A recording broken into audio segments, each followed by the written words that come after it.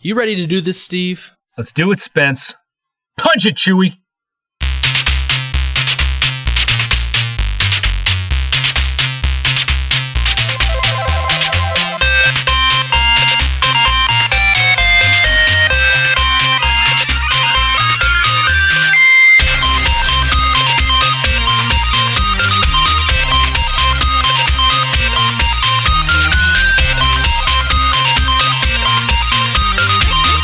Welcome to the Fortress of Nerditude podcast, a safe place to talk about all things in nerd and pop culture. I'm Spencer Stapleton, and my co-pilot, as always, is Steve Madura. Howdy, y'all. We're two best friends. Despite being fathers and husbands, we just refuse to grow up. Thank you for joining us. This is episode number 13. You know, 13 is my favorite number, and it's not just because I was born on August 13th, 1978. A Leo, I like walks on the beach and Rocky Road ice cream, but it is a lucky number. I always stay on floor 13 any hotel I'm at. Do you realize that hotels don't have a 13th floor? I do. I know that. It's true. I've seen it. Isn't that weird? Isn't that weird that superstition has superseded like architectural logic and like building design? Like, no, we can't have a 13 button on here because people are afraid. Yeah, it seems a little silly to me, but I don't really care that much. I'm just saying. Let's carry on. I like also how you drop in your birthday so that hopefully listeners will shower you with gifts on your birthday. Or at least shout-outs on Twitter and Facebook, yes. Sure, whatever. That works for me. I'm glad actually you reminded me because, I forgot, I think, last year. Sorry, pal. Just last year, brother? It's been many years. Do you remember actually it was a few years ago? No. The listeners need to hear this, Spencer. And I sent you. No, this isn't what you think. I think you think. Okay, it is. We'll it's see. When I sent you a Giordano's pizza freeze-dried for your birthday. I do remember. You thought this was going to be something bad, like some unearthing of some hidden, dark, deep secret? Yes. Why would I not think that? That's for the after party. Stay tuned. I do remember that. It was the best pizza I've ever had out here. I must tell you, I have tried every pizza place probably within a good 90 miles from where I live, north and south.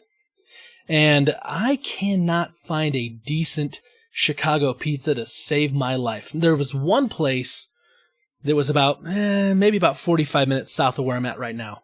And it was okay. The guy was from Chicago. He made some pretty good Chicago-style pizza, but it wasn't the real, authentic, deep dish. I'm talking the things like 4 inches thick.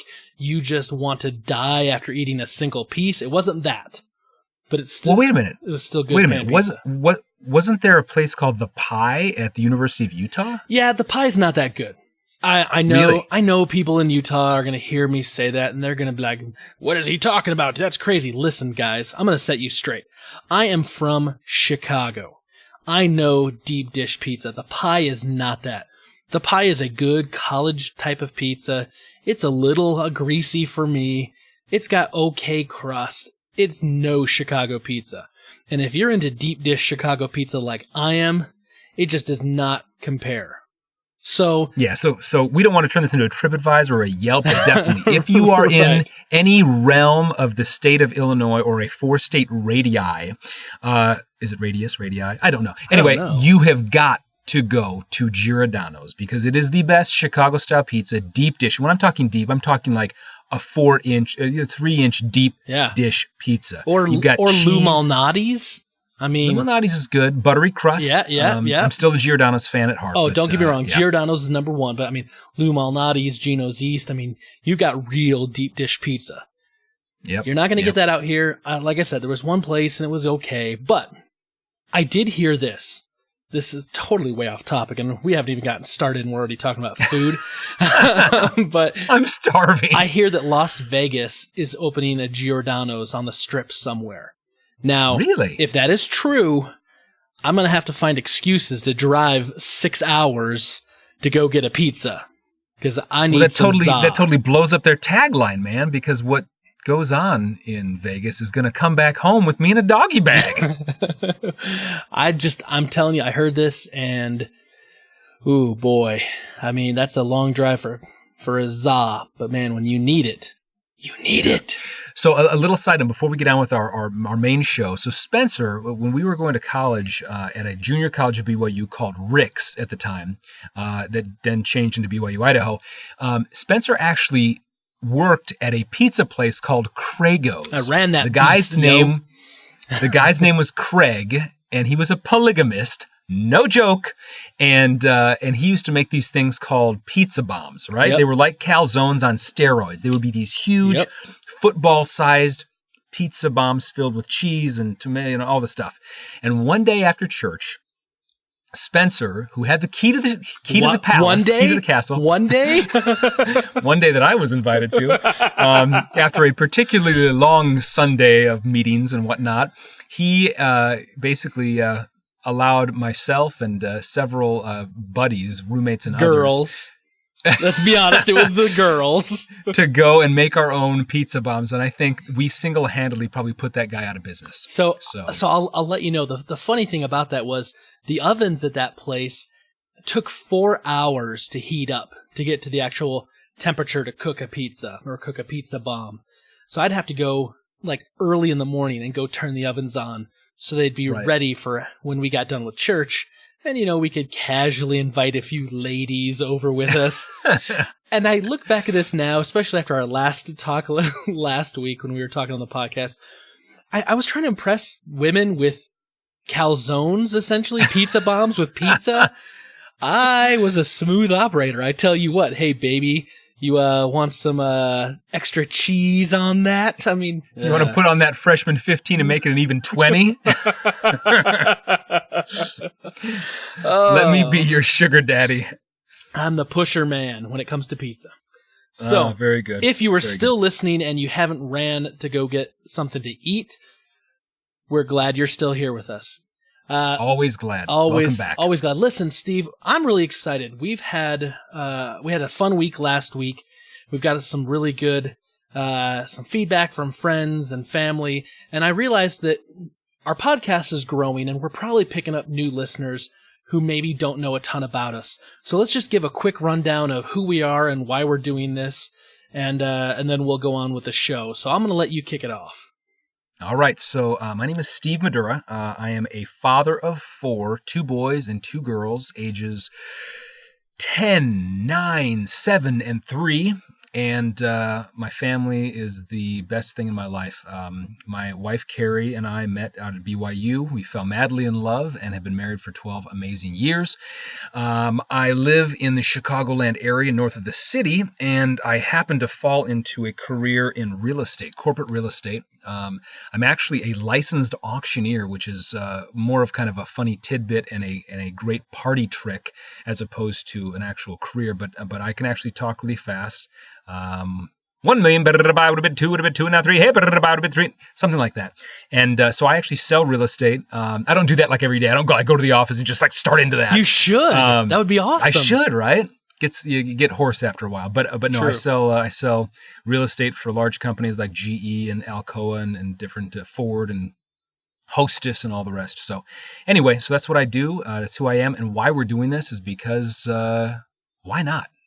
To spend an hour every week talking to your best friend about things that are just fun and interesting. I think it was a break from the 9 to 5. I'm a creative guy. I went to college on a music theater dance scholarship that was not my major, but I've spent my life on stage. That was light on the dance, though, right? Heavy on the music, Definitely. Heavy on the acting, light on the dance. Light on the loafers and light on the dance. No, yeah. So anyway, it's just something fun to do. It's a bucket list. It's something just to get yourself out there. And I actually kind of think in the back of my mind that if ever a day comes when I'm not around, I would hope that my kids could, pull this up for their kids and their kids' kids or whatever, and just be like, this was your grandpa. This was your Listen to Grandpa Madura. He's such a moron. He's crazy talking again. So anyway, so that's me in a nutshell, and just happy to be here with my best bud. So I'm Spencer Stapleton. I've known Steve now Matter of fact, Steve, real quick while I'm doing this, by the way, your son Addison sent me a text message yesterday, and we carried on a text conversation for a good 15-20 minutes, and he was telling me, he really misses me since the last time I came out and visited, which was when the Chicago Cubs won the World Series, and we were at the World Series. Woot woot, go Cubs, go. Anyway, he was. Well, no, I saw that conversation, and the last part of that conversation says, "I think that you are my stepfather." That's what I was gonna say. What is that about? And how did he? What have you been talking to him about? You're like, I don't know. Your daddy man. never told you this little tidbit. I don't know. It was so funny. I looked at that and I was like, I don't know how to respond to that. Because, by the way, Addison is 10, right? He's 9. He's 9. So, yeah, he is very precocious. I don't know where he gets. He was asking me, how old I was and how old, you were. And he said, "Oh, you're younger." I was like, "Yeah, I'm about 7 months younger." And I said, funny note, I've known your dad and been best friends with him for almost 30 years now. And I said, "That's a long time." And then he was like, "Sometimes I think that you're my stepfather." and I was like, and then he was like, and here's Spencer's response. So Addison says, "I think you're my stepfather. I love you," which is so cute. Bless his little heart. He's so cute. And Spencer responds in a most diplomatic way. He says, "Thank you. It means a lot to know that you care for me. You are a very blessed boy. You have 2 very loving parents, a brother and 2 sisters who love you, plus grandparents, aunts, uncles, and even your dad's best friend. ... Yes, I am your father." It's time you should know. Luke, I am your father. No. All of that's true except for the ... and everything after that. Well, it was something like I sat there when he sent me that text message. I was like, I get it. I maybe he's trying to say like I look at you like a second father, right? Exactly. I mean, not to get too deep, but I know, Steve, you've told me on a number of occasions that was how you looked at my father. As like a second father, you were close to him. You had a true, genuine love for the man. And so I interpreted that's most likely what Addison was trying to say and get across. Yes. But stepfather, I was like, ooh, I need to respond to this, but I want to make sure that it's clear that I haven't knocked off your dad and married your mom. Just for the insurance money. Oh, anyway. It's a sweet thing, and yes, he does. My kids love you to death. Well, man. They ask when the next time Uncle Spencer is coming over, and Carrie's always like, "He's not really your uncle." She's got to remind him. I'm like, "Yes, he is." I like say it on the side. "Yes, he is." So I did tell Addison that I was going to come out around the time of Pumpkin Fest because I've got my 20-year high school reunion coming up, and so I'll be coming out for that. So, like I said, we went a long way to come back to who I am. I'm Spencer Stapleton. I've known Steve for almost 30 years now. I've been this guy's best friend. I ended up kind of falling backwards into IT work. I'm a system administrator and a VoIP administrator. I'm not going to get into that. It's sort of technical, but I kind of fell backwards into it. I was actually going to school to be an advertising major. I loved the idea of marketing and advertising, how with a simple twist of a few words, you could position a product to sell and outsell its competition. And I just thought that was great. So I fell backwards into it. I met Brita, my wife. We've been married. It'll be 8 years this June. I've got 2 boys, Charlie and Jackson, ages 4 and almost 3. And they're a handful, but I love them. And that's me. And I'm doing this because I love talking about nerd and pop culture related things. And I love talking to my best friend Steve. When we got together and kind of planned this out, we said, listen, if no one listens to this thing, at least we get to talk to one another once a week for an hour, hour and a half. And that's something that we desperately need to continue to do. So let's do it. And thankfully, at least we know our mothers are listening. Well, your mother, actually. I don't think my mom is. Oh, yeah. My mom's an avid follower. Very nice. So bottom line is, if you've got a best friend that you don't talk to enough, start a podcast. Hey, there you go. Well, very cool. Well, I don't know if you want to get into this now, but I just wanted to make one mention here, one special mention, because let's go for it. Do it. Beyond our mothers listening, we actually have been overwhelmed. Actually, is how I would classify it as is to the people that are listening to our podcast, which is just awesome that you guys spend an hour with us once a week and just join us in some just lighthearted fun. And one in particular person though gave us a very thoughtful and sweet shout out on Facebook this week. And it is a dear friend of ours. I grew up with her, went to high school with her, the lovely, the talented Anna Floyd. She is a person that I could only describe as beautiful inside and out. I tell my little daughter, Alana, I said, where are you most beautiful? And my daughter is beautiful, but I said, where are you most beautiful? And she says, in my heart.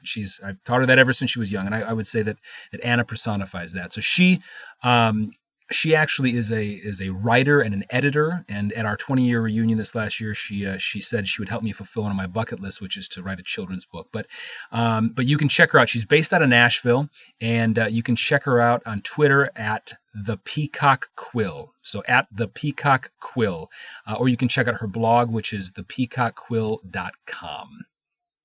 Yeah, she said some really nice things about us on Facebook, and I immediately saw that and I responded back to her and, just thanked her and told her she's the best. And she's like, no, you're the best. I was like, well, I don't want to get into an argument here. So let's just both be the best. But, she's real sweet. She's, been telling people about the podcast, and it looks like she's got us a few new listeners. So, we really appreciate that. And we owe you a commission. So check in the mail. Right. Whatever we get of this, we'll give you, I don't know, 10%, which we're getting nothing. So, yeah. Now, listen, if you're new to this podcast, or if you've been around for a little while, you hear us every week. At the end of the show, we talk about, hey, go to iTunes and give us a rating, give us a review. And the reason we say that every week is because we want more people to be able to find the show. And by going and leaving us a review and giving us that 5-star rating, we become more visible. And iTunes tends to be the big source that a lot of people find podcasts. And so by taking 2 minutes of your time and going there and writing a quick review about the show, telling us, how awesome we are, or why you like the show, or, how your mom made you listen to the show. I don't care. Really, I don't. But if you're honest and you write a review and you give us that 5-star rating, other people can see that, and they can see what our show's about and look and read your review. And eventually, if we get enough of those things, they put us on the front page of iTunes, and then lots of people see us. And that's one of our goals, is that we want to find people that enjoy what we enjoy, so they can listen in and we can grow a listener base and a community. So if you have the time, take 2 minutes, go out and do that for us. We would really appreciate it, because we just want to have more friends, and if we can bring more laughter to this world in just a little measure, we're okay with that, because that's what we're about, right, Steve? The laughter? That and money, yes. Okay, mostly laughter. Sure. I don't know how we're getting the money out of this, but the laughter, maybe. Oh, I'm just kidding. Anyway, I'll get off my soapbox now. Let's go into what we usually do here, the front of the show. We talk about our week. So I'm just going to hit a couple of things, because we've kind of already detoured and done some of that. My in-laws are in town visiting right now. They're making kind of their big, late winter trip. They go out to California and they visit their son and daughter-in-law and his kids. And then they usually swing through Utah and they come and visit their 2 daughters and, myself and our 2 boys. And then I think they're going to actually go down to Texas to visit their youngest daughter and her husband, and they're getting ready to have a baby. So my in-laws are in town. They're making this big pilgrimage across the western United States, and it's been fun having them here with us. It's always a good time when the boys get to visit with their Gigi and Boppy. So they're here. We're having a good time. We actually went with them and our kids to this new interactive aquarium at this mall, and it wasn't a great thing. I don't know. It's not bad, but it is interactive, and you get to go in this little cage with all these birds that fly around, or pet birds, or hold a snake, or put your hands in the water and pet these fishes and rays and all this other stuff. My boys were just afraid. I mean, just deathly afraid Right. for whatever reason. I don't know. And it wasn't cheap. Like, it was like $85 for Really? the 4 adults and the 2 kids. And I may say that and you may think, oh, that's not too bad.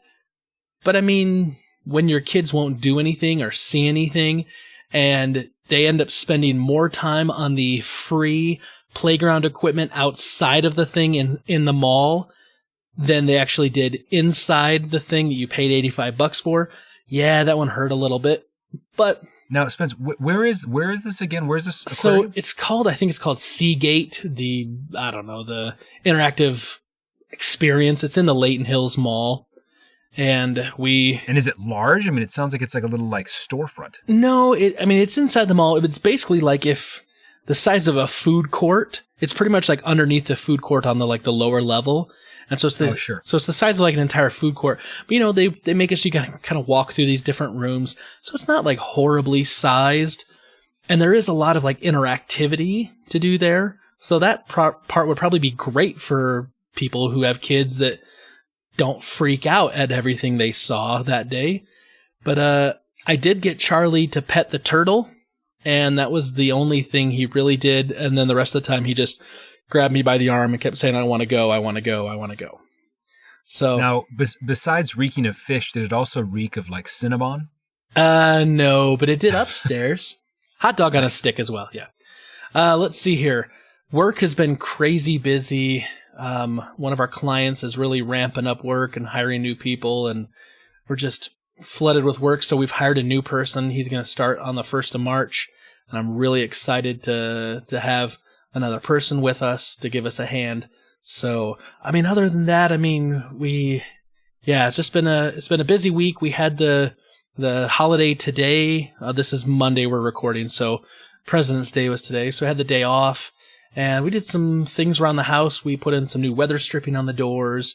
We adjusted the garage door opener so it's not like accidentally kind of like rubbing up against the ceiling when it tries to open sometimes. And just made some like small little changes. Hung out with the boys. Cool. So it was a good week. What about you? Nice. My week was good. I'd say the highlight of my week, I'll just touch on this, was that the Pinewood Derby is coming up. Ooh, so, yeah. My boys are in Scouts, and this is my 3rd year doing it, because this is Carter's 3rd year. So, and he this year wanted to make his car look like a bass or like a violin, because he plays the upright bass. So he wants to make it, look like a bass. And if anybody out there has ever built a Pinewood Derby car before, it's just a little block of pine wood, right? After you make said pine block into a violin-style instrument, there is not much room left to put any weights in said car. So, right.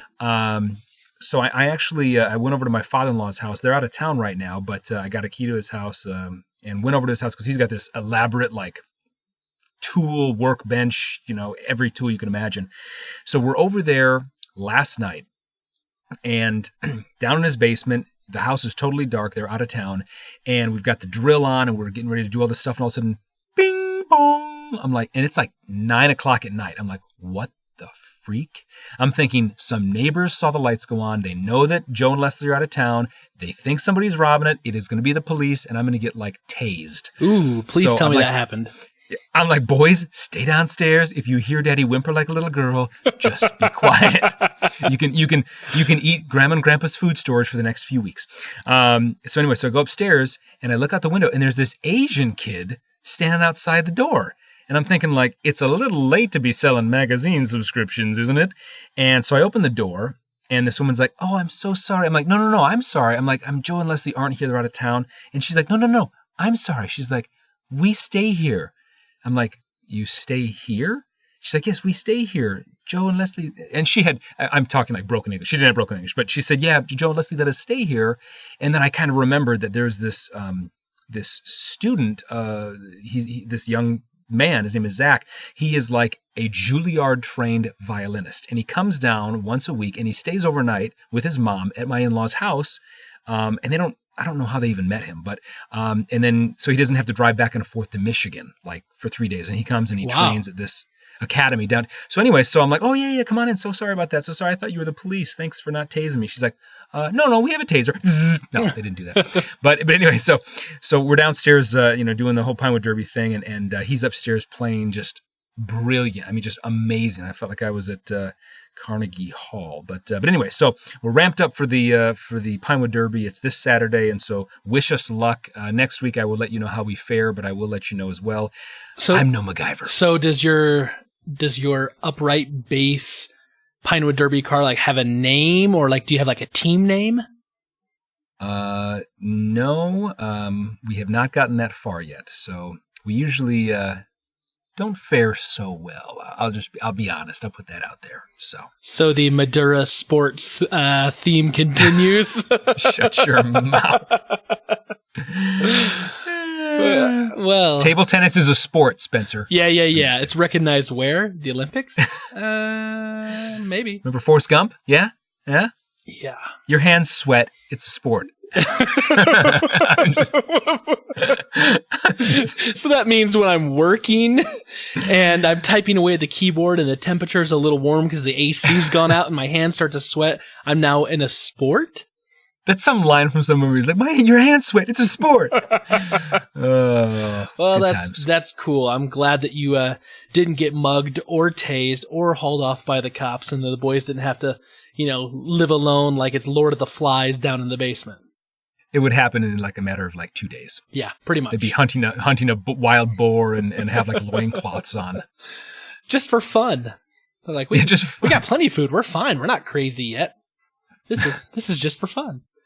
All right, Steve. Well, good. I'm glad you had a good week. I'm glad to be back with you, man. Always glad. Yep. So let's get to it. Should we do this thing? Yeah, man. Let's get into it. Let's get to it. It's time for some Rebel Intelligence. I always have to let you know, Steve, that many Bothans died to bring us this information. Rest in peace, you Bothans. All right, Steve, my favorite part of the show, Rebel Intelligence, where we get to look around the galaxy and see what's going on. What do you have for me, my man? So one thing, the live-action Lion King movie is currently in production. Now, I have seen the Broadway version of this, which was unbelievable. And there have been some live-action movies as of late, such as The Jungle Book, Beauty and the Beast. That's coming out like in what, like a month, Beauty and the Beast? I think so, yeah. Now, had you seen Jungle Book, by the way? I haven't. I knew a bunch of people that said it was worth seeing. My brother, told me to go see it. I just haven't got around to it yet. Well, I mean, what do you think? Small kids? Yeah, I know. I haven't. We actually had the choice to go to that or Pete's Dragon when they came out, and I was like, yeah, that looks pretty intense. So we're gonna wait on that one until they're like 20. So you saw Pete's Dragon instead? We saw Pete's Dragon instead. Okay. And yeah, but anyway, so going back to Lion King though, so Donald Glover, who we spoke about, last week in the podcast or 2 weeks ago, he was in Community and he's done some other things. And he's gonna be the new Lando. And yep, Lando, yeah, Lando, yeah. It's gonna be the new Lando Calrissian in the Han Solo standalone. Yep, that's right. So he is going to be playing Simba. He was able to oust Jonathan Taylor Thomas, who little JTT reference is really the last thing he did in his career, and also another Star Wars reference. Mr. James Earl Jones will be playing Mufasa. Say it again. Yeah. So that's kind of cool. I mean, if you're into that, if you want to take a I'm guessing that they're going to be doing just the voices, right? I mean, yeah. It's live action, so they're going to be using animals, and there's going to be, of course, some CGI, I'm sure, and right. That's cool. So, I mean, I tell you what, I really love Donald Glover. I think he's a really good comedic actor. I mean, I've told you I'm rewatching Community. He's super funny in that show. He's done a bunch of stuff. I mean, he was in The Martian recently, but the fact that he's, landed the Lando Calrissian role, now he's going to be Simba. I mean, Donald Glover's really become quite an up-and-comer in Hollywood lately. Yeah. Do you know that he has an alter ego that does like hip-hop music? I do. His name is Childish Gambino. It's just weird. And the funny thing is, too, is like his raps aren't like, I haven't listened to a ton of it, but they're not like, drugs and murder and, living in the streets and gang life. It's like he raps about like the internet and like nerdy and pop culture stuff. I need to probably listen to it more, but. Well, he kind of reminds me of like Wayne Brady. I don't know, man. like, do you remember that? Chappelle Show skit? Chappelle Show was like, yes. Man, it's Wayne Brady, fool. He's gonna bust one out. I know we've talked about this already, and I'm not bringing this up because of the Ben Affleck reference, and I know how much it drives you nuts. Are you serious? But yes. Every week, the listeners are getting a little bored with it. The shtick is old. I thought maybe I could see how long I can have this running gag of bringing up Ben Affleck in the Batman movie, just to see how long before you finally pull me aside off the air and be like, stop, please stop. But consider this it. Anyway, it looks like this movie is in more trouble now than before. So they hired that director, Matt Reeves. Apparently, Matt Reeves is now pulled out for whatever reason, and the movie's lost its director. Ben Affleck basically walked off of the directing because the studio, it looked like, wanted to totally alter and change his script. Matt Reeves was hired to be the director for all of but a week. So here's my question to you, Steve. Wow. They're losing they had a director that actually is playing the title role, right? And he walks off the project. They hire some guy, he walks off the project. Does this sound like this movie's in big trouble?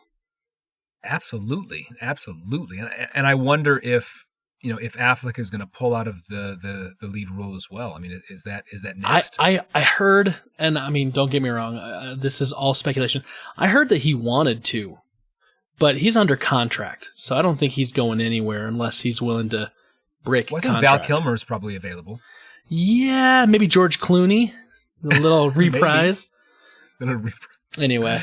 I just brought that up because I do find it interesting because I'm excited for an idea of another solo Batman film, not with the crossovers with Batman v Superman and not with the little cameo in the Suicide Squad, but an actual solo Batman film. Batman's one of, DC's and Warner Brothers' best shots at having a movie that's going to succeed, in my opinion. I may be wrong, but I'm way more excited to see Batman, Lego Batman, than I am to see actual Batman, which is a sad, sad tale. Yeah. So, so there you go. The director of the Logan movie wants to make a solo film with the girl playing X-23, which we talked about that a few weeks ago, I think. The Super Bowl commercial. Right, yeah. Which looks phenomenal. I mean, she looks like I've never seen her before in anything, but she looks like a solid actress in this movie. So says that he really enjoyed working with her in the Logan movie and would like to see how her character continues to develop. So that should be kind of cool to see. Yeah, I mean, I'm okay with that kind of idea. Like I said, haven't seen the movie yet. It doesn't come out for another 2 weeks, little under 2 weeks.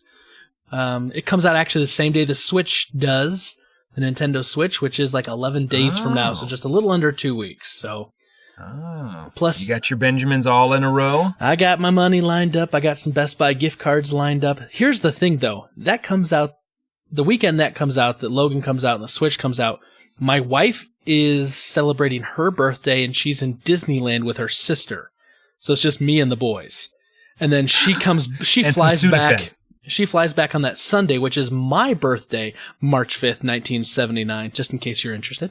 And so, yeah, it's going to be a busy weekend. And with the boys, I don't know that I'm going to get out to see the movie opening weekend, probably the following. But, yeah.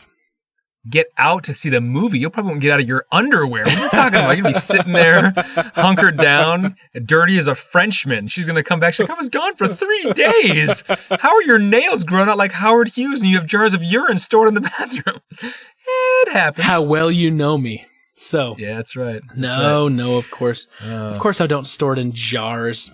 Milk cartons. Come on. Get real. You sicko. So what else do you have for us? So, Steve, I got to ask you this because I need your honest opinion before I talk about this. So there's a new movie called Split that's an M. Night Shyamalan movie. It's been out only for a month. Now, I really want to talk about something. However, the something I want to talk about is a massive spoiler for the movie.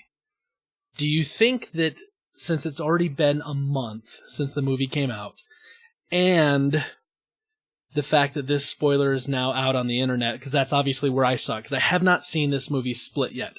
Matter of fact, I had no interest in seeing the movie until I heard about the big surprise twist. And now I totally want to go see it, and I'm all over this thing. Has it been enough time? Can we talk about this today? Or should we hold off and maybe you and I can just talk about this after the podcast? Well, let me answer your question with a question. Dang you. Dang you. How do you hold someone in suspense? Long silences? Dead air time. It's so funny we both went for that same joke. I would say the answer is a resounding no, because if there are people that are listening, we don't want to have them turn off the podcast because they may not get back to it. I mean, who knows what? There could be other things that come up. I mean, locusts, fires, earthquakes, tempests. So let me do this then. I'm going to say this. I'm not going to talk about it. I'm not going to spoil the ending. The ending was spoiled for me, but I'm totally okay with that because it actually makes me want to go see a movie that I didn't want to see in the first place. Just with that being said, go out and see this movie Split if you're into M. Night Shyamalan, you like his type of movies, or you like movies with a big surprise twist, because I think this is going to have it. And then maybe we'll talk about this later. Definitely, Steve, I want to talk with you about this after the podcast off air. Yep. And I want to say just on that point, so I had an experience, one of the coolest experiences that I have ever had in a theater was actually M. Night Shyamalan's Sixth Sense. So that movie came out, it had to have come out like 99, I guess, because I was actually serving as a missionary for our church out in Seattle, Washington. And I made sure anytime anyone would bring, and as a missionary, we don't watch movies, we don't watch TV, we don't date, we don't have jobs, all this stuff. So I made sure that anytime anyone started to talk about that movie, I'm like, stop it.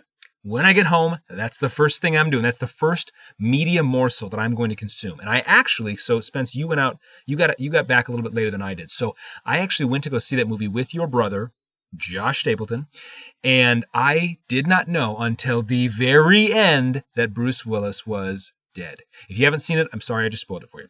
That movie is like 17, 18 years old. We're okay. There could be a few. Your mom maybe hasn't seen it. But my jaw, like, I was in the parking lot before I picked my jaw up off the floor. So that was just awesome. So I don't want to spoil, Split for somebody else. Okay. I'm with you. I think that's fair. I will say Sixth Sense was the exact first movie I saw when I came back, which was like a couple weeks after you. And for that same reason, everyone would talk about it, like, no, don't tell me. And here's the thing. I was sitting through that movie and I started kind of putting some things together a little early on. And maybe about half an hour before the end of the movie, I turned to the girl I was with and I said, "Hey, Bruce Willis is dead, right?" Because she'd seen the movie and she just looked at me and her jaw hit the floor. She's like, "How did you? Why? How? No!" And I was like, "Ooh, yeah, that's going to be the big reveal." And she's like, "Yes." I was like, "Oh, sweet. Nice. I figured it out." Not that like it was like a puzzle like you had to figure out. No, Stapleton. You're smarter than I am. You're better looking than I am. You're better at sports than I am. No, go ahead. That's fine. No, it was just interesting because for me, it was one of those things where I knew there was something, right? Because everyone would kind of talk about it and then they'd stop talking when I got around. I was like, something's going on. And so because I was skeptical when I went into it, I was like intentionally looking for things. And then I started seeing all the red colors. I'm like, that's got to mean something. And it's always when this happens, I'm like, maybe. I.e. Christmas present shaking, having to hide at Brita's work. And it all kind of, the puzzle pieces fit together. Yeah, so, okay, that's true. That's fair. All right. So moving on. So Tom Holland, who plays Spider-Man in the Avengers Infinity War, he burned his script as he forgot to turn it in. And so he actually videotaped himself burning his script as a way to protect Marvel's very tight-lipped secret on this the production of this movie. And he posted it on Instagram this week. Have you checked that out, Spence? I saw the video. It was really funny. I also heard him say in an interview that when he filmed his role for Captain America Civil War, they offered him the opportunity to like read the entire script, not just his parts. And he actually said no, because he was afraid that like he would be in an interview and he would give stuff away. So he didn't trust himself. So he said no. And so, yeah, I saw that and I was like, man, I'm like, you got a lot of cojones, man. Because A, you know, people would probably pay millions of dollars to get that script. But, right. But B, I like though, it shows some integrity. You know, he's like, hey, I forgot to do this. And maybe, let's be honest, maybe it's just a PR stunt. It could be. But a good PR stunt. But it's a good one if it is. So, I don't care. Like, some people could be cynical. I don't care. If it was, whatever. It was enjoyable. I watched it. It was a lot of fun. So, very cool. Yeah. Very now, cool. Steve, one last thing I wanted to bring up before we move out of Rebel Intelligence. Are you the kind of guy, and I know that I am, so I'm speaking about myself, but are you the kind of guy that when you go to the store with your kids and they want to walk through the toy aisle, you secretly get a little excited because you want to look at the toys as well? Yeah. I guess I could say yes to that. So I always make a detour with my boys. I'm like, boys, let's go through the toy aisle. My wife looks at me like, what are you doing? That's craziness. They're going to want something. I'm like, it's because daddy wants something. Leave me alone. The Star Wars section is always my favorite section. That's not going to surprise anyone that knows me. I love Star Wars. So here's something really cool. For the 40th anniversary of Star Wars, which is this year, Hasbro is making their Black Series, which they do like the regular toys, and then they have like the Black Series, which are like the higher quality, they're more lifelike, they're also more expensive. But they're doing a Black Series that's basically a throwback to the original 12 action figures that Kenner did for Star Wars, and they're actually using the same logo and graphics and everything that were on the original cards on those blister packs, you know, the original on the boxes. Yep. They're using the original artwork. And so they're going to be selling, and they're like $20 a piece. And on top of that, you can actually order or get your hands on, I don't know if you remember this, but back in the day, they didn't have all the action figures, right? So right. You actually had like mail like a letter or something, like, you know, with a little coupon, and mail it in, like basically like pre-buy the action figure, then they'd mail it to you. And if you did that, they sent you like this little, it's not a playset. Playset would be the wrong word, but it's like this little box that you'd have like this backing, and it would flip up and have this artwork. You could basically like display the figures on. They're redoing that as well. Really? I think this is so cool. I mean, granted, it's not the originals. It's not the Kenner stuff, but they're doing recreations to make it look as good as possible, and doing the little mail-in thing that you could get with the little stand, the little platform, and all the same artwork. I love seeing this kind of stuff. Well, here's what I got to say about it. So I noticed that you put that in Rebel Intelligence. I clicked on the link. I thought it was really cool because, again, you know, you have the old school where, you know, you got the extended, you know, lightsaber in the arm for Darth Vader and Luke Skywalker. And I mean, I had the toys. I think right. most kids our age had those absolutely. toys. What's funny though is you talk about going down the toy aisle, and as a father now, you know, I definitely want to like kind of recreate some of those same memories that I had with my boys. And so, you know, they get into Star Wars and whatnot. So I actually was down the toy aisle one time, and I pulled out the Millennium Falcon. I'm like, oh my gosh, I used to have this. It was so cool. And so you're probably not supposed to do this, but I like took it out of the box just to like look at it. I'm like, what the heck? This is like a piece of crap.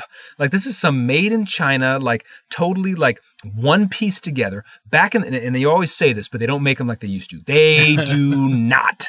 Like back in the day, the Millennium Falcon, it had like all these pieces. The back would come off, and you could like put the guys inside. There was like a little chess table. There was like a little ball in the string where Luke could like practice with a little orb thing that would fly around. It made noises because you put 2 like C batteries in the side. I mean, it had all this cool stuff. It had the hidden compartment where you could hide your figures in. Had the in the front. Yeah, it had the little drop down door that you could like walk them down. Right. Yeah, and then the cockpit opened as well. Yes, and you had the little retractable landing gear that would go up and down. And I know that's seems dumb, like to say like that's a big deal, but man, it was a big deal back then. It was a big deal, and so now the only thing that opens up in this, and maybe Kenner or Hasbro is making like throwbacks of the vehicles as well. But now the one that they sell in stores, only the little cockpit opens. I'm like, who? Well, like, they're trying to pull the wool over my kids. I got offended. I'm like, you think I'm going to buy this thing for $60?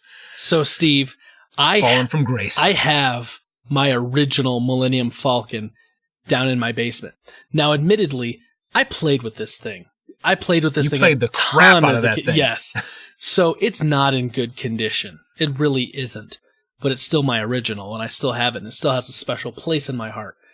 Now, I look at these new Black Series, and I haven't, in all honesty, I haven't collected Star Wars figures or toys in many, many, many years. However, for a long period of my childhood, I did collect them.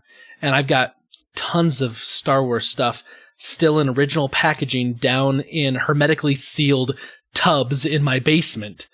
And I'm holding on to this stuff. I'm preserving it. Like, I don't want to get rid of it. And I always said, well, one day I'll have kids and I'll be able to sell this stuff and put them through college. No, man, they're going to have to pay for their own college. I don't want to give it up. But I saw this Black Series of the originals.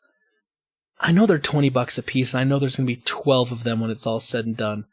And that sounds like a lot of money right now, but, you know, I may buy them. I mean, just because they look, I saw some photos. They look so good. And it's a throwback to the originals. And I think. But you have the originals, so why would you buy the throwback to the originals when you have the originals? I have a few originals. My problem was this, and my mother hates talking about this because it hurts her as well. My parents, like, they were dirt poor. They just, you know, they had 3 kids. My dad was still trying to finish up college, you know, 3 kids under the age of 6.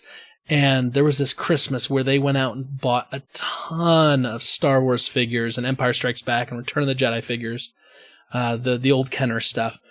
And I opened them all up and I played with them. And just throughout the years when I was a young kid playing with them, they just kind of walked off. They would walk off with other kids or disappear. And so I don't have very many of them left. And sold to pay for gambling debts. What? I mean, hey, come on. It was phase 10. I mean, I couldn't stop. Right. So, no. Anyway, so I don't have a lot of the originals. When they did a re-release in like 1995, 96, I bought pretty much everything then. And I've got all those still boxed away. So I think you're good. I don't know, man.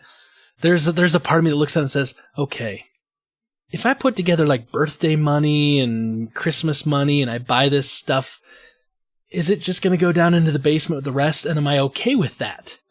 And am I going to have to give my wife the reason of, you know, hey, it's my birthday, I get to buy what I want, don't judge me? We can't eat for the next few months and our mortgage is going to be late. But. Oh, anyway, too funny, they look good. So I'm jealous of anyone that gets them, and I'm not ruling it out. I'm not saying it's going to happen, but, you know, we'll see. There you go. So anyway, that's Rebel Intelligence for you guys. Last week, we had a great episode. I had a lot of fun talking last week with you, Steve. We were talking about our young adventures in love and attempts at being, you know, suave and smooth and I don't know, whatever, right? A trip down memory lane. Yes. So we asked a question to our listeners, and we do this every week. Tell us some of your embarrassing or funny stories in the attempt at love with the, you know, with the fairer sex or whatever as a kid or as a teenager. And no one responded. So either you wusses, you cowards. Yes, my thought is that they got a big kick out of listening to us, and they didn't really want to air their dirty laundry out. Can you blame them if that's the reason? No. We are gluttons for punishment on public display for floggings in the county square. So, no worries. I don't begrudge anyone for maybe not necessarily sharing. Although I was hoping for some funny stuff, but next time we bring up said subject, you've all been warned. You have to now respond. So That's right. Anyway, next week, Steve, we're going to do our podcast. It's going to be the movie club. Breda's going to join us. We're going to talk about the Lego Batman movie. And if everything still works out, our buddy Sean Capri is going to join us on the podcast, and he's going to have a good time joining in and discussing the Lego Batman movie. Very cool. Have you seen it My kids yet? are actually... I haven't. No, my kids are actually really excited to see it. It's literally finding 2 hours in any week is actually a very hard task. Oh, I believe you. Yeah, so we're going to try to get to it. I'm going to try to take the boys. So. Nice. Yeah, I think they'll have a good time. Good. Well, I'm sure Addison will text you when he's done with Yeah, probably, and we can talk about it. He talks to you more than I do. Well, I mean, I am his stepfather. That's true. Just let the record show. All right. He's going to be so confused. He's going to be so confused as an adult. Why do we call him Uncle Spencer? But I think he's my stepfather. He's not anything. That's what your wife Carrie's going to tell him. Yeah. That's right. All right, Steve.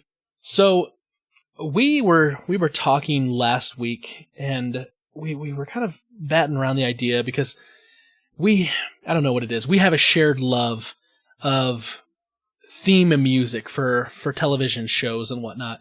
And we were talking about some theme music, but then we started talking about theme music for cartoons and some of the stuff we loved. And then we started kind of getting into a discussion about Saturday morning cartoons, right?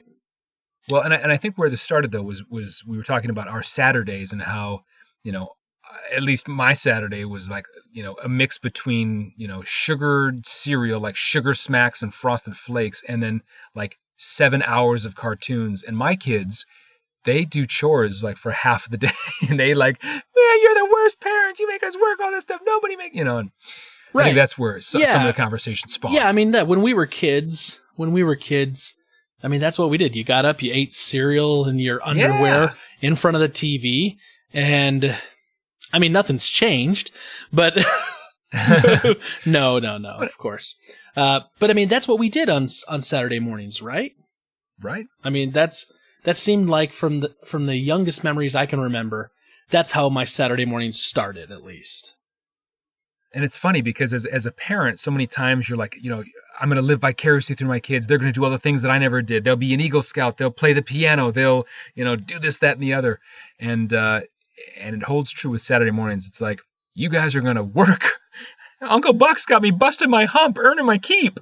So I was curious because I remember Saturday mornings, watching cartoons for years and years and years, but that actually died out like somewhere in like the early 2000s. And I was kind of curious as to why. Do you wait? That died out with you, or that died out just in general? No, they died out in general. Okay, because you would be like 20, so yeah, it better have died out. Yeah, it had died out with me a few years earlier, and I've been a few, like 2 or 3.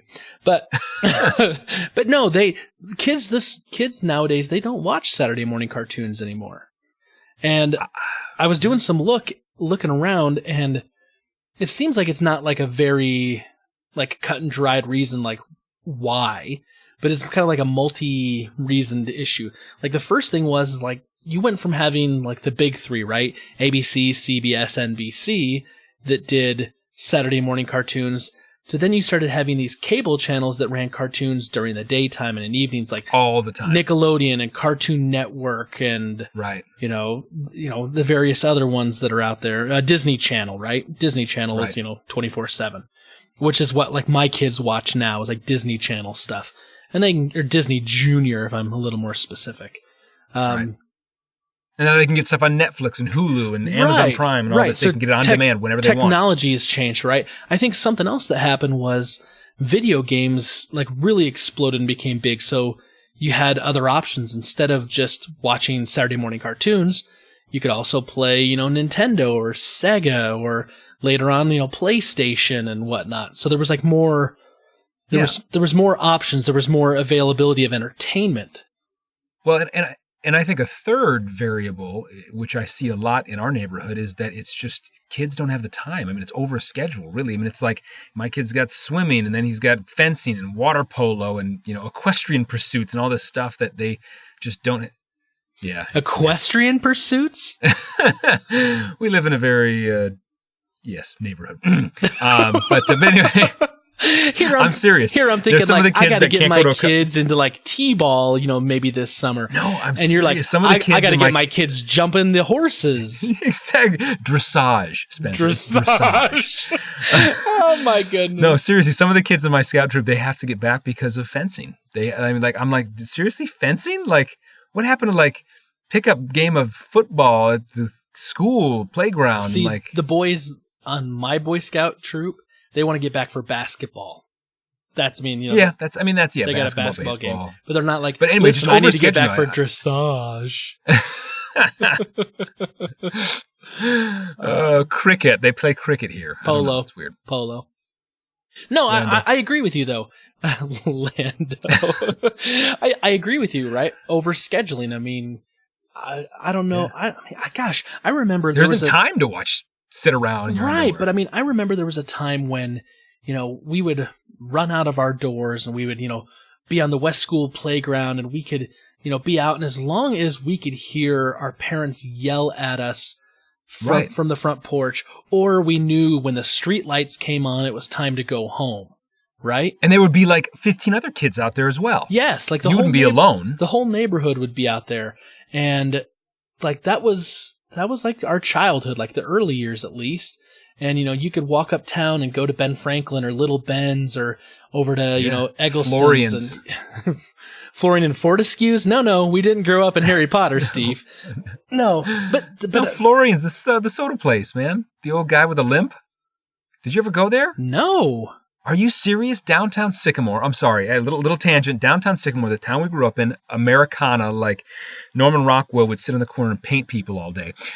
There was a little soda shop run by this old Vietnam vet guy, or maybe not Vietnam, he was about World War, whatever, Korean War, who knows what. Anyway, but his name was Mr. Florian, and he had this old soda shop where he had the old bar stools, and he had all these cool old eclectic things, and he would make the kids like Shirley Temples, and of course they were all like, chocolate and phosphate and all the rest, like Green Rivers and all that stuff. Anyway, we'd go there all the time after junior high. Yeah, see, as a kid, like prior to junior high, we'd go into town and go to Eggleston's and get a Smile cookie. And we'd do that. Or like junior high, we'd go to like Tommy O's.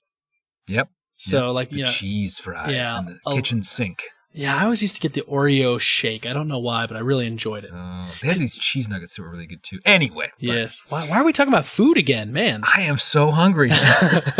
But, anyway, getting back to it, like that was our childhood, right? You'd run around. It's not so anymore, though. I mean, it really isn't. Like there are like tumbleweeds for kids. They're all out and about and doing other things in their clubs and their societies and all the rest. And, if your kid isn't in things, it's like you are left behind.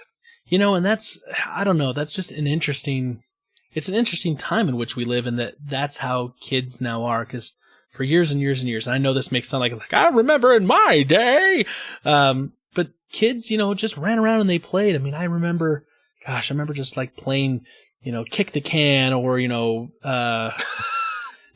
you really play kick the can? Yes, man, I played kick the can. It sounds like you're like 80 or something. Well, maybe like kick ball. I mean, I remember. No, but I'm talking about like night games, like kick the can, or we play like play hopscotch down at the old shut up picture movie, the picture show.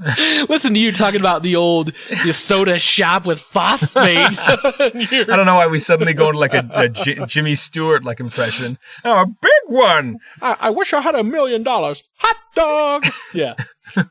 Anyway, but I remember playing like capture the flag at night, like in West School's property, and just going over and like hitting tennis balls over on the tennis courts for no reason. Not that we were tennis players, but we tried to like hit them as hard as we could over the fence. Right. And then I remember we used to like wait till like the girls' tennis team would have their practice. And then during the summer, we could sneak behind the double fence there and like find all their tennis balls and take them home. Right. Yeah. Right. I had tons of tennis balls for some reason as a kid. Well, you lived right next door to the tennis courts, so that makes sense. That's true. That is true. But, anyway, we had a different childhood. Saturday mornings was getting up, making a bowl of cereal, sit in front of the TV, and watching cartoons for, hours. I mean, just hours on end. Now, if you could think back, like, what would you say is like one of the cartoons that probably, you remember the most or remember the best? Something that stands out on Saturday morning for you. So I have to say one of my favorite cartoons was one called Thundercats. Ooh, yes. Yeah. Now I don't know if many of you watched it or not. I don't know how big it was, but I loved it. It was kind of like pre-Japanimation. It wasn't really Japanimation, but the art was very different. It wasn't like a Flintstones or like a Jetsons. It was kind of raw and very I don't know how to describe it. But anyway, the story of like these cat style humanoids, whatever, that lived in this, whatever planet Plundera or something like that. Thundera. And they were led Thundera. That's Come what on. it is. Yeah. It's been a long time. And they were led by Lion-O, their leader, who is this red-haired guy who I kind of, had a kinship to. You had affinity for? Chitara. Anyway, everyone was Chitara. Come on now. Of course, man. Chitara and Jessica Rabbit. Those are the two cartoon crushes. Anyway, so but they lived in this lair, and they were these some bad guys that they had to fight every once in a while. But their leader Lion-O had this sword, and it was this really cool sword. The Sword of Omens. The Sword of Omens, that's right. Yes. It would retract and expand. It would go from like a dagger to like a broadsword, and it had like this Eye of Thundera that could like blast out, could blow through walls and things. But it would also be like a almost like a pre-bat signal before the bat signal was really like it was a beacon. Big. Yeah, he'd be like, Thundercats, oh! And then it would like shine up in the thing, and they'd all like see it, and then they'd run from wherever they were, and they'd help out. And then he could also do this thing where he'd like give me sight beyond sight. So he'd like the hilt would like curl up, and he could like see like into the future or like what was going on. And anyway, it was just a cool show. So it was Lion-O, and then he had like Panthro and Tigra and Chitara, and then these two little kit and cat. And Wily Kit and Wily Cat. Yeah. Yeah, man, you got it. And then the Thunder Tank, which was the bomb diggity of vehicles. So I loved Thundercats. I mean, just loved Thundercats. Even to this day, like, I can still hear the guitar riff for Thundercats. Yeah, like you hear that music, and it like gets your heart pumping, right? Thundercats. That's right. Anyway, I gotta admit, one of like the earliest, like scariest villains in cartoons for me was Mumra. Oh my gosh. Which was the big villain in Thundercats, right? Because he's like this wrapped up like mummy, and they'd always show him, and he's like, like really decrepit and got his arms crossed, kind of like Anubis. Yeah. He's like, and then like the lightning would hit like his tomb, and he'd always like, it was like he was going like Lou Ferrigno Incredible Hulk, like he'd bust out of all his wrappings, and he was all ripped with like a big 8-pack, and he's like, and he had this weird like demonic like sinister cackle, and then he had like this saliva coming from his fangs, and it was kind of freaky. Dude, It was free. I mean, I remember going, Mumra's on screen. I'm like, Dad, how long till Lion-O comes back on? That's right. Dude, I love Thundercats, and I don't know if you remember, Steve, but when we were in college, it used to run like repeats at like 3 p.m. And I'm not going to say that I didn't turn it on occasionally while I was quote unquote studying. Right. It's funny because sometimes I'll be at like, a Great America, or I'll be somewhere at some public place, and somebody will just like walk by me with like a black t-shirt and just like the Thundercats symbol. And I'll just really quick while I'm walking by, like right when he's almost past me, like, nice shirt. He's like, thanks. It's like an understanding. No, man, you're missing an opportunity. You got to step it up. When he walks by, you just say, Thundercats, ho. That's what you do. That's what you do. But what if he has like bad hearing? He's like, what'd you say about my girlfriend, fool? And then suddenly there's a fight ensues, and like, Thunder Thighs, what did you call her? That's when you just point to the next guy like, yeah, what did you call her? Right. And the next guy is my wife. I'm like, sorry, sweetheart, you're on your own. I run off like a little girl to the fiddler's fling. See you later. I loved Thundercats. Yeah, I mean, that was such a great show, and it was another one of these shows that like I felt, and we're going to get into this with mine because I'm going to tell you my next one, and you're going to know why I say this, but I felt like there was a lot of shows that were based around like we need to come up with a show to sell toys, right? Oh, yeah. Because G.I. Joe is mine that I want to talk about. Oh, my like, gosh. I loved G.I. Joe. Yo, Joe! Oh, I mean, it was basically like a half an hour commercial. That's yes. like exactly what it was. So, man, G.I. Joe was awesome as a kid. Now, as an adult, I look back at it and I go, yeah, this seems a little heavy-handed on the propaganda. Because, right? You know, Cobra was their image, which, once again, when I see someone walking with a black shirt with the red Cobra symbol on it, I'm always like, yeah, that guy knows what I'm talking about. Especially if it's like an older guy or an older girl who's roughly my age. If it's like some kid, I'm like, yeah, you went and bought that. You don't know Hot Topic, you don't know what that's about. Hot Topic. But I mean, it was like they had this little red, Viper symbol. Yeah. And you kind of had the feeling like they were the Soviet Union, right? And the G.I. Joes were obviously the Americans. Right.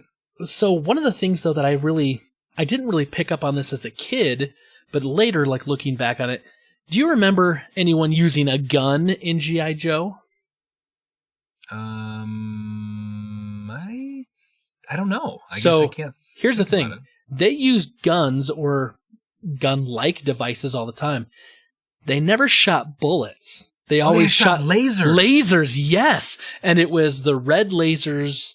And the blue lasers. It was the red lasers for the Joes and blue lasers for the Cobra, which I always thought was weird. It should have been swapped because of the red snake symbol. Anyway, but they always shot... Now that I think back on that is so weird. You're right. Yeah, they always shot lasers, and like anytime like you were going to see like a car crash, like, and explode in like this ball of, fire, like the driver always would bail out like at the last second. So I found out later that the reason they did this is because this was a very like violent show and there was like parent groups that were like opposed to it. They made sure that they never shot bullets. They made sure that if anyone ever died, they always died off screen. They never showed it, or they always like managed to just barely escape. And I started thinking, I'm like, yeah, no wonder like Cobra Commando and Cobra Commander and Destro always got their butts kicked, but always managed to like run off and be like, we'll get you, Joes, and disappear and then come back, the next episode, right? Well, they gotta fight another day, You can't end the series. So the funny thing about this is like, for me, like G.I. Joe was huge, right? Because this maybe sounds a little sexist, but it was a cartoon for boys. At least that's how I felt, and I think. Yeah. I would definitely say there was definitely female characters in the show. Scarlet Baroness. I mean, yeah. There's definitely, it definitely felt heavy-handed because it was all about like war and fighting and shooting guns and. Not that, and I'm not saying females can't, and don't excel at doing those sorts of things, because they do. Absolutely. But at the time, it felt very heavy-handed on the propaganda. It was like U.S. versus USSR, and really, the whole show was an excuse to sell toys. Hasbro had their big toy line, and they would always, like, every few episodes, have, like, some new, like, tank, or they had like that little I don't know, you remember that little flying bubble? It looked like a little almost like the little one person, you'd sit in it. Yes. And it was like a little flying bubble, and like we kind of like hover and shoot lasers and whatnot. Like that was to sell toys. I mean, that's really that whole show was to sell toys. It only ran for like 2 seasons, but I mean they had about a gazillion episodes a season. Did it really? Yeah, it ran 2 seasons, and then they did they did an animated movie. It only ran from 85 to 86. Do you realize that? Like, but syndication, that thing ran for, years afterwards. Gosh, yeah. But I tell you what, I used to get my G.I. Joes and go out in the backyard and have like little battles with them and all over the house. And I remember the Warthog, which was kind of like I don't want to say like an ATV, but it was kind of like their armored carrier that had like these like little gull wing doors that would pop up on it. Yeah. Man, I loved that thing. So let me ask this. Did you have anyone that you knew? Because I don't think you had it. Maybe you did. Anybody that had the aircraft carrier? No. I never knew anyone that had it. It was like 8 feet long. Yeah. So the Stoddards had it next door. Really? They were a fairly wealthy family that lived 2 doors down from me growing up, and they had it. And you could fit like 3 or 4 of the G.I. Joe planes on it, which were big in and of themselves. Man, this thing was like an 8-foot-long toy. Yeah. As a kid, I'm like, you could like sleep on. I could float this thing down the Kishwaukee River. Yeah. You know, it's one, man, I mean, I just looked at all that stuff, and I loved it. I mean, I loved it as a kid. I just wanted more of them. My mom, I think, hated them because inevitably I'd always twist the guys enough and the rubber band would break. You know what I'm saying? And then the guy like falls apart, and I'm like, yeah, he stepped on a landmine and blew up. Yeah, any broken toys just are like, collateral damage. You're just like, oh, I can use those pieces of human parts. So in my plane. One of my favorite things, like looking back at this now, is I don't know if you remember this, but in like every few episodes of G.I. Joe, they would do a public service announcement, like at the end of the show, like some sort of like, don't do this, kids, don't jump over a live downed power line on the road with your bike because, you could, hurt yourself. It's a bad idea. Well, now we know, and knowing is half the battle, right? G.I. Joe. Oh, man. I love those things. Like, I will occasionally just like go out and randomly find one and like listen, to a couple of them and watch it. It's just so silly, but I got this idea now because I think they only did like 23, 25 of them, something like that. I want to see if anyone's got those. Like I could make like into a DVD or maybe like a digital copy and load them up, and then like boys, like when my boys do something bad and they make a bad choice, I'm like, you need to learn how to make a good choice, and then put on one of the PSAs from G.I. Joe. So you're gonna let Phil Collins do your romance, and you're gonna let G.I. Joe do your discipline, your fathering. My gosh. Yeah. You farmed out your entire life to media. Well, I mean, I gotta have time to go out and buy those newest Star Wars toys, man. That's right. That's so funny that you mentioned that, though. The PSAs, I remember one specifically where they're like swimming in like a water hole, and it's like starting to lightning, and one kid's like, no, it's okay, let's keep swimming, and the other kid's like, no, and so they get under a tree, and then like some dude comes up from behind a tree, which is kind of creepy that some middle-aged dude is like hiding behind a tree watching kids swim. But anyway, and he's like, hey, don't stand under a tree when it's lightning, get under go home or whatever. Anyway, but I remember that one specifically. Yeah. It's funny that it sticks with you after all that time, right? Yeah. It obviously worked. It's obviously worked, just like the T-Mobile commercials. Did you ever swim when lightning was out or stand under a tree when lightning was going on? Only if there was some creepy dude watching. No, I'm just kidding. No.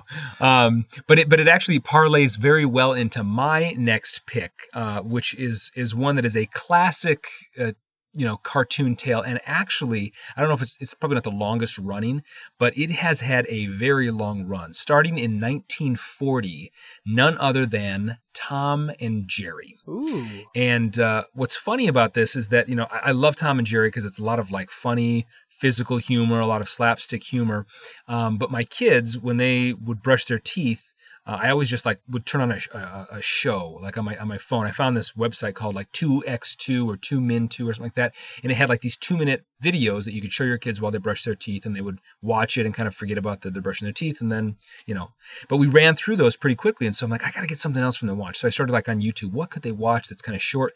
So we started watching Tom and Jerry, and my kids fell in love with Tom and Jerry. That's awesome. And so, yeah, and so it was kind of funny that one day I'm talking about this with a cleaning guy or a maintenance guy at my work. His name's Jose, a really nice guy, and he's like, oh man, he talks like that. Oh man, I got those on like DVD. He's like, that sounds like was it Deputy Dog or Droopy Dog? I was going more for like Aaron Neville, but whatever. Okay. I'm just kidding. I'm just kidding. Hey man, hey man. Anyway, so I don't know much, but I know I love you. Anyway, so he's like, so he loaned me this box set. So we had a road trip. We were driving down to like Tennessee, or we were going down to like Gatlinburg or Pigeon Forge or the Smoky Mountains or something. So we put these things in. I'm driving down the road, and suddenly this like preamble comes on, and it's Whoopi Goldberg. And she's like, "Boys and girls, these cartoons were filmed at a time of much civil unrest in our society." And so, like, goes into this whole thing about how, like, there was a lot of, like, racial stereotyping. Oh, sure. And as a kid though, you never thought about that. It, like, totally over your head. But as they start watching these shows, and there's like 3 hours of Tom and Jerry walking down, or while we're driving on our road trip, like the portrayal of, like, the black, like nanny, her name is Mammy Two Shoes was her actual formal name. She's like, Thomas, oh, you get out of here, you nasty cat, and like, "Yes, Miss Daisy, I'll be honking." I'm like, oh my gosh, these things were, like, laden with horrible, like, racial stereotypes.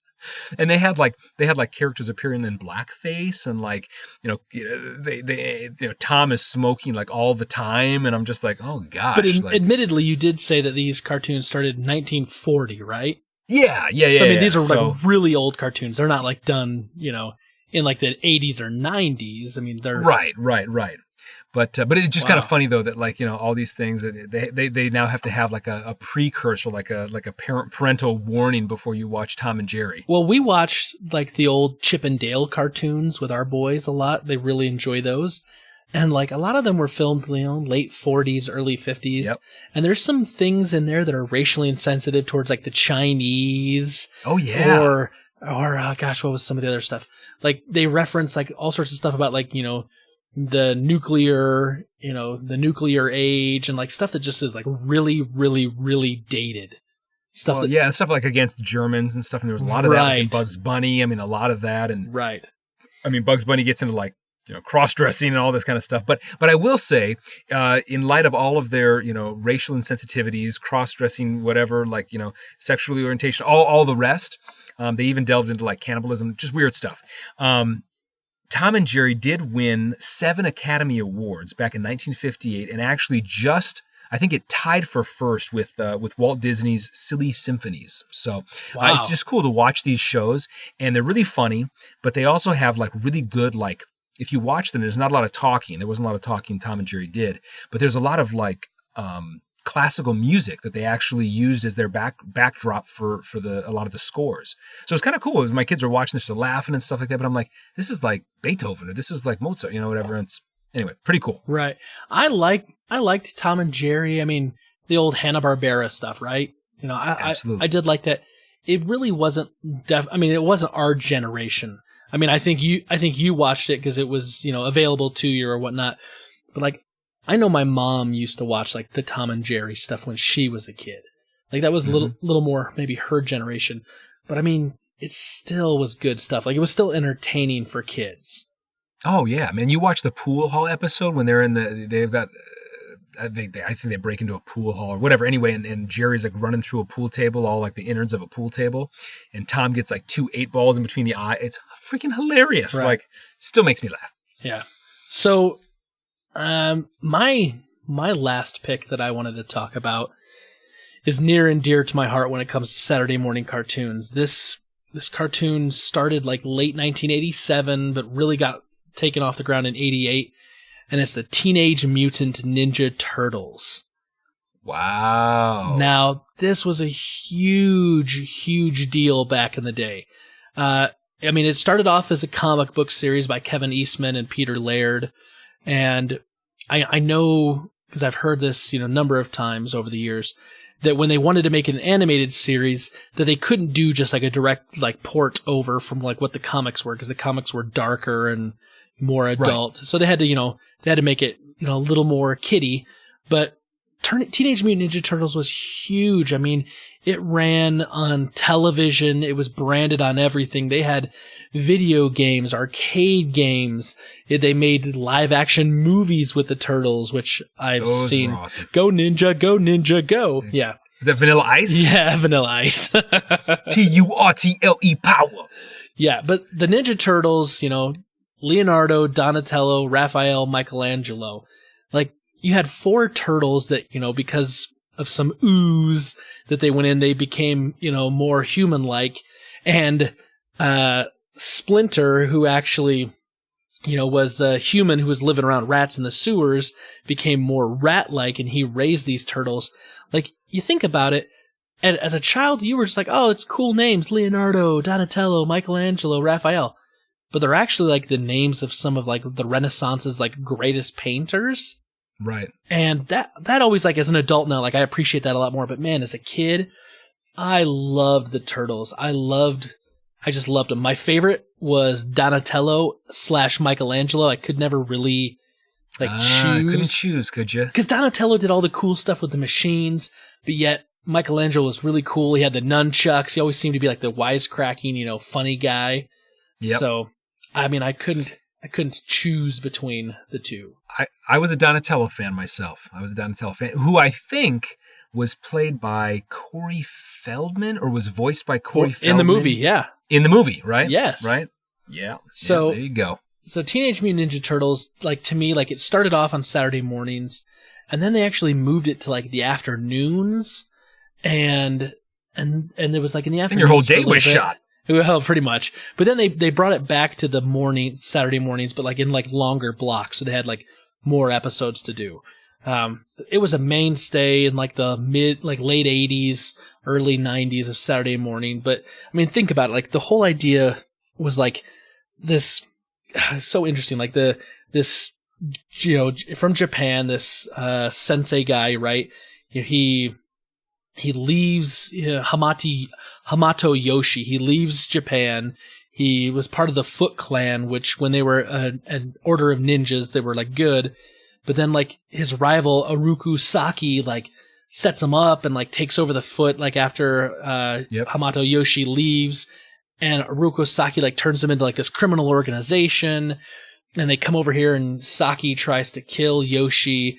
And that's where the ooze comes in, and, he becomes Splinter, and the Ninja Turtles, are raised. But then Uruku Saki ends up, coming over looking for him, and he dons that, it was like that, was it the Japanese, oh gosh, I'm gonna just drop it here. He had a big mask. Oh, it was the big metal samurai helmet. That's what I'm thinking of. And then he had, like, that metal grate, and he had all the spikes. And so, he was nicknamed the Shredder, and, like, that was his persona. And, so he had Shredder, and then later on, like, the whole idea of, like, this Krang, this, like, brain that was disembodied from his body from, like, Dimension X, and he came here, and Shredder had to, like, build him some sort of, like, body, which I always thought was funny because the head was, like, in, like, the stomach area of that big mechanical body. And then, you had other stuff, like you had Bebop and Rocksteady, the two goons. Yeah, there were just, like, punks, right? Like, kind of goons that ended up getting transformed into, what the rhinoceros and the Warthog, yes.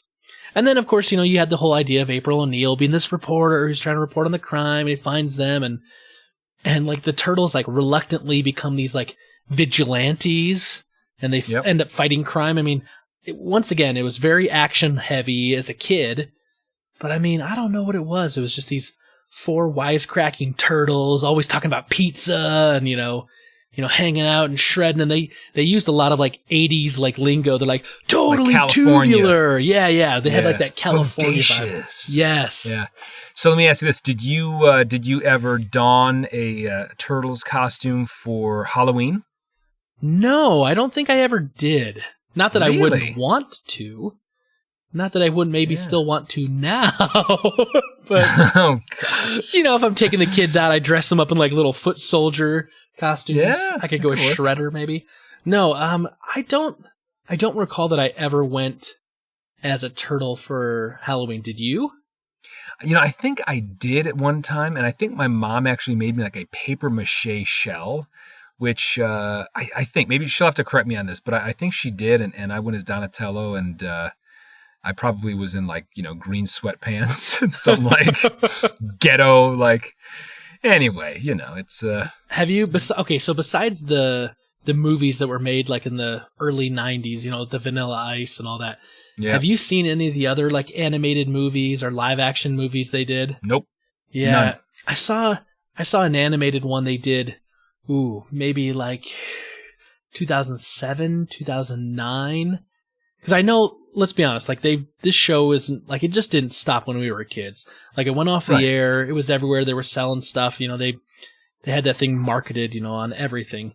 But then they like brought it back a number of years later, and then I think they retooled it and brought it back again. And there's like the Michael Bay Turtle movies, which I haven't seen.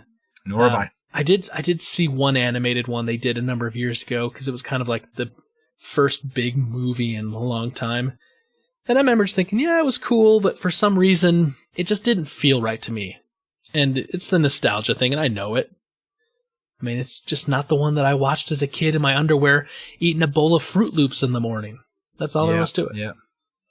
So, anyway, I love Saturday morning cartoons. It's a shame that they're gone. They're like, just, they're not feasible. They're not profitable, obviously, for the big networks to put on anymore. But I think, Steve, we should ask this question to our listeners, which we want you to respond. This won't be about your love life, so you can actually respond to us this time. What was your favorite Saturday morning cartoon? No, matter of fact, what was your top 3? Let's do that, because there you go. I think there's too many to pick. I mean, obviously, Steve and I each talked about 2. Listen, there was a laundry list that I could have picked from, but I kind of felt like I just wanted to grab 2 that I really enjoyed as a kid. So, What are your top 3 Saturday morning cartoons? What were the ones that you loved, that you always got up and watched and you would never miss? You would schedule your Saturday morning around. Let us know. You can reach out to us on Twitter. We are at Fort of Nerd. Or you can reach out to us on Facebook, facebook.com/Fort of Nerd. Or you can email us, fortofnerd@gmail.com. So let us know what is your favorite top 3 Saturday morning cartoons. Steve, we talked about it a little bit earlier, but we want people to find us. We want more friends. How can people find us? Folks, you can rate us on iTunes, so the Fortress of Nerditude isn't as hard to find as a quality Millennium Falcon nowadays. Ooh, yes. Or Fireball Island. Go! You cut me. You cut me real deep. Still looking for it. Very good. Anyway, Steve, it was great talking with you, man. Glad to do another episode number 13. All right. Well, we will sign off till next time. May the Force be with you always.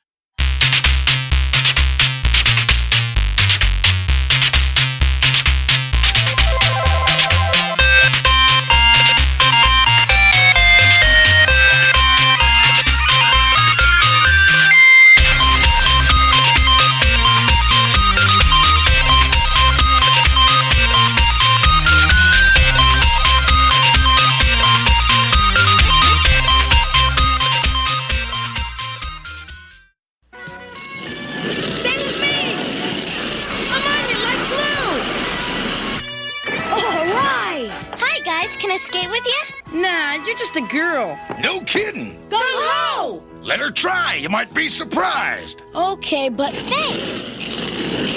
Wow, look at that. Don't judge people till you give them a chance. Because there's a chance you could be wrong. Now we know. And knowing is half the battle. G.I. Joe!